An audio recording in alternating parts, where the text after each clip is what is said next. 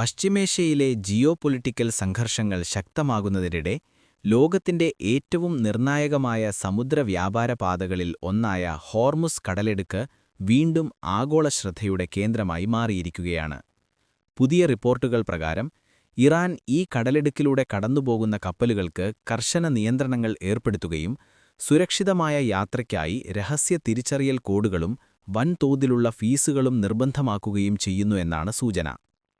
ആഗോള എണ്ണ വിതരണത്തിന്റെ ഏകദേശം 20% ഈ കടലിടുക്കിലൂടെ കടന്നുപോകുന്ന സാഹചര്യത്തിൽ ഈ പുതിയ നീക്കങ്ങൾ അന്താരാഷ്ട്ര വ്യാപാരത്തിനും ഊർജ്ജ സുരക്ഷയ്ക്കും വലിയ ആശങ്കകൾ ഉയർത്തുന്നവയാണ്.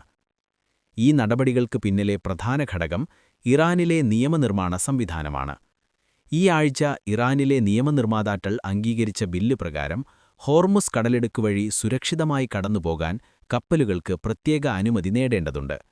ഈ അനുമതി നേടുന്നതിനായി കപ്പലുടമകൾക്കും ഓപ്പറേറ്റർമാർക്കും ഇസ്ലാമിക് റെവല്യൂഷണറി ഗാർഡ് കോർപ്സുമായി ബന്ധമുള്ള സ്ഥാപനങ്ങളുമായി സഹകരിക്കേണ്ടിവരും.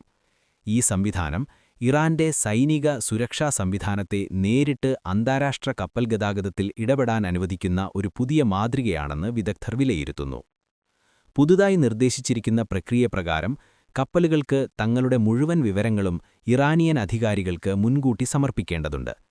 ഉടമസ്ഥാവകാശം, പതാക, ചരക്ക്, ലക്ഷ്യസ്ഥാനം, ജീവനക്കാരുടെ വിവരങ്ങൾ എന്നിവയ്ക്കൊപ്പം കപ്പലിന്റെ ഓട്ടോമേറ്റഡ് ഐഡന്റിഫിക്കേഷൻ സിസ്റ്റം ഡേറ്റയും നൽകേണ്ടതാണ്. ഈ വിവരങ്ങൾ പരിശോധിച്ച ശേഷം മാത്രമേ കപ്പലുകൾക്ക് കടലിടുക്കിലൂടെ കടക്കാൻ അനുമതി ലഭിക്കുകയുള്ളൂ. പ്രത്യേകിച്ച് അമേരിക്കയുമായോ ഇസ്രായേലുമായോ ബന്ധമുള്ള കപ്പലുകൾക്ക് പ്രവേശനം നിഷേധിക്കപ്പെടാനുള്ള സാധ്യത കൂടുതലാണെന്നാണ് റിപ്പോർട്ടുകൾ സൂചിപ്പിക്കുന്നത്. ഈ സംവിധാനത്തിലെ ഏറ്റവും ശ്രദ്ധേയമായ ഘടകം രഹസ്യ ഹൈ ഫ്രീക്വൻസി സിഗ്നൽ സംവിധാനമാണ്.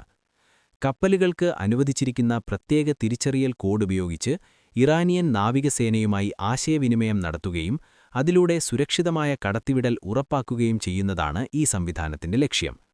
ഇതൊരു തരത്തിൽ അന്താരാഷ്ട്ര ജലപാതയിൽ ഒരു സൈനിക നിയന്ത്രിത ടോൾ സിസ്റ്റം രൂപപ്പെടുന്നതിന് സമാനമാണ്. ഫീസ് സംവിധാനവും ഏറെ വിവാദങ്ങൾക്ക് വഴിവെച്ചിട്ടുണ്ട്. റിപ്പോർട്ടുകൾ പ്രകാരം കപ്പലുകൾക്ക് $2 മില്യൺ വരെ നൽകേണ്ടിവരാം. എണ്ണ ടാങ്കറുകൾക്ക് ഓരോ ബാരലിനും ഏകദേശം $1 മുതൽ ഫീസ് ആരംഭിക്കുന്നുവെന്നും ഈ തുക ചൈനീസ് യുവാനിലോ സ്ഥിരതയുള്ള ക്രിപ്റ്റോ കറൻസികളിലോ നൽകേണ്ടതാണെന്നും പറയുന്നു. ഇത് ഡോളർ അധിഷ്ഠിത ആഗോള സാമ്പത്തിക സംവിധാനത്തെ വെല്ലുവിളിക്കുന്ന ഒരു നീക്കമായും ചിലർ വിലയിരുത്തുന്നു. ഇതിനൊപ്പം ഇറാൻ അന്താരാഷ്ട്ര മാരിടൈം ഓർഗനൈസേഷനോട് നൽകിയ വിശദീകരണത്തിൽ ഈ നിയന്ത്രണങ്ങൾ അന്താരാഷ്ട്ര നിയമങ്ങൾ പാലിച്ചുകൊണ്ടാണ് നടപ്പിലാക്കുന്നതെന്നും അക്രമകാരികളുടെയോ അവരുമായി ബന്ധമുള്ളവരുടെയോ കപ്പലുകളുടെ കടന്നുപോകൽ നിയന്ത്രിക്കുന്നത് തീരദേശ രാജ്യമായതിനാൽ തന്റെ അവകാശമാണെന്നും വ്യക്തമാക്കി. എന്നാൽ പല പാശ്ചാത്യ രാജ്യങ്ങളും ഈ നീക്കങ്ങളെ അന്താരാഷ്ട്ര സമുദ്ര സ്വാതന്ത്ര്യത്തിന് വിരുദ്ധമായതായി കാണുന്നു.